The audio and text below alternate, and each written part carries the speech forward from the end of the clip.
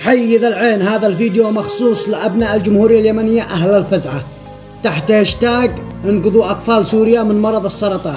أنا محتزم بكم يا ربعي، أسألتكم بالله بحق النخوة والكرامة وبحق الرحمة أن أنتم توصلوا هذا الفيديو وتطلعوا ترند، نوصل صوتنا لأنحاء العالم، نوقف جنب أطفال سوريا، جنب أخواننا السوريين. 3300 طفل في حالة إرسالها مرض السرطان في إدلب في شمال سوريا. وأتمنى من الجميع، من كل يمني وغير يمني، أن يتفاعل مع هذا الفيديو، من كل عربي حر أن ينزل بقدر استطاعته، ينزل ويوقف جنب هذه الحملة مع أخواننا السوريين وأطفال سوريا. أسألتكم بالله لما تحسوا بأطفال سوريا، أطفالهم أطفالنا وعيالهم عيالنا ونساءهم نساءنا وهم إحنا.